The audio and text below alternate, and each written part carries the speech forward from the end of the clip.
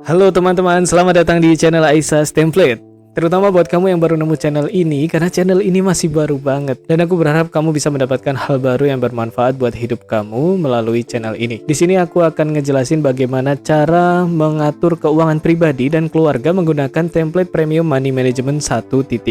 Jadi template ini aku bikin, tujuannya itu bisa untuk mengatur keuangan sekaligus bisa untuk tracking cicilan dan membuat target tabungan. Dan dengan template ini kamu juga bisa memantau aset kamu secara real time, baik saham luar negeri, aset emas, dan aset non-saham. Cara menggunakan template ini cukup mudah. Pertama, kamu harus menyesuaikan dulu pengaturan dasar seperti pendapatan, cicilan, tabungan, akun keuangan, pengeluaran untuk kebutuhan, dan pengeluaran untuk keinginan. Seperti contohnya di sini aku sudah mengisi untuk setiap kategori yang aku butuhkan. Lalu selanjutnya adalah kalian bisa mengisi di sheet budgeting. Ini digunakan untuk merencanakan pengeluaran dan pendapatan. Contohnya sekarang di bulan Juli akan mendapatkan gaji sebesar 6 juta rupiah. Karena ini di kolom gaji ya. Kolom gaji 6 juta rupiah. Lalu aku alokasikan untuk tabungan sebesar berapa ya enaknya ya? 1.200.000 deh. Lalu di sini aku masih punya cicilan iPhone lah. Anggaplah aku punya cicilan iPhone sebesar 500.000 per bulan. Lalu aku alokasikan untuk sewa kos dan lain-lain. Contohnya sewa kos ini sebesar 700.000. Lalu belanja bulanan sebesar 250.000.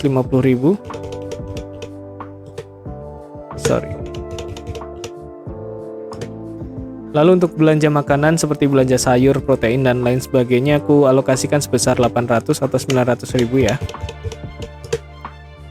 Lalu untuk listrik sekitar 250. Untuk pulsa 100.000. Untuk bensin 150.000. Dan untuk zakat sekitar 156.000. Lalu aku akan mengalokasikan untuk keinginanku seperti investasi nih. Aku pengen menginvestasikan uangku sebesar 1 juta. Lalu untuk main aku investasikan 500.000.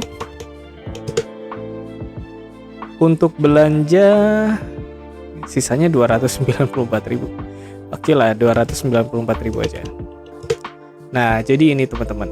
Aku mengalokasikan untuk keinginan sebesar 1.794.000 ya. Dan untuk kebutuhan sebesar 2.506.000.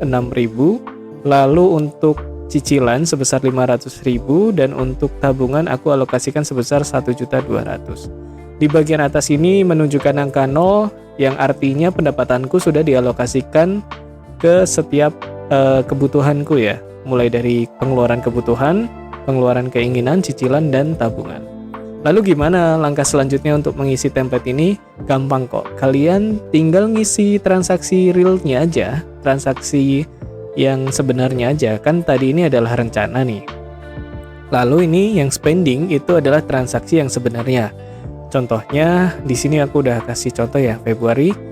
Aku hapus dulu karena transaksiku akan dilakukan di bulan Juli. Kalian bisa blok seperti ini lalu klik delete aja. Untuk memilih tanggal kalian bisa double klik seperti ini lalu muncul kalender kecil dan kamu bisa pilih tanggal transaksinya. Contohnya di tanggal 1 aku melakukan belanja bulanan.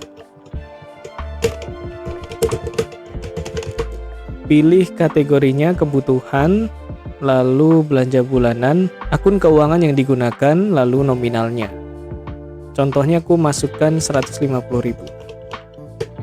Lalu di tanggal yang sama, tanggal 1, aku beli pulsa gitu ya. Masuknya kan kebutuhan kalau pulsa ya. Pulsa, lalu pilih akun keuangan yang digunakan sebesar 100.000. Masih di hari yang sama, di tanggal 1 Juli, contohnya beli bensin gitu. Termasuk kategori kebutuhan, lalu pilih bensin. Pilih akun keuangan yang digunakan dan nominalnya 30.000. Oke. Nah, jika sudah seperti ini, bagaimana cara kita mendapatkan informasi pengeluaran kita nih? Itu kalian bisa cek di sheet summary. Nah, di sini karena bulannya ini masih Februari, maka data yang muncul adalah bulan Februari. Kalian bisa ganti ke bulan Juli karena kita sedang mengerjakan pengeluaran di bulan Juli. Nah, seperti ini tampilan laporan keuangan kalian. Jadi rencana di bagian sini adalah rencana. Contohnya sewa kos aku merencanakan 700.000 dan ini otomatis terisi atau terinput melalui sheet budgeting tadi ya. Di sini teman-teman. Nah, ini nanti otomatis akan berpindah ke sheet laporan atau sheet summary 700.000 dan aktualnya masih 0 karena di sheet spending aku belum melakukan transaksi pembayaran uang kos seperti itu. Di sheet spending ini aku sudah melakukan 3 transaksi belanja bulanan, beli pulsa, dan beli bensin. Maka di laporan keuanganku akan muncul secara otomatis untuk belanja bulanan, pulsa, dan bensin. Kalian juga bisa melihat progress barnya nih, kira-kira aktualnya itu sudah mencapai dari target belum. Nah, ini adalah progress barnya baru 60% dari rencananya. Jadi masih ada sekitar 40% lagi uang yang bisa aku alokasikan untuk belanja bulanan.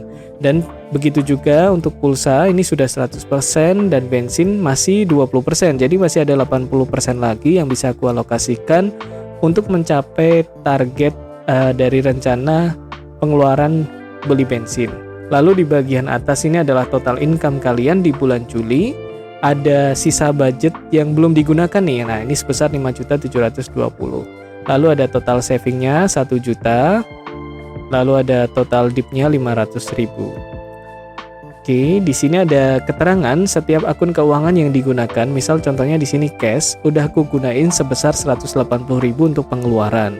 Lalu di bagian bawahnya ini adalah total dari rencana gitu, rencana pengeluaran termasuk kebutuhan dan keinginan. Lalu di sini ada rencana untuk tabungan dan di sini adalah rencana untuk cicilan.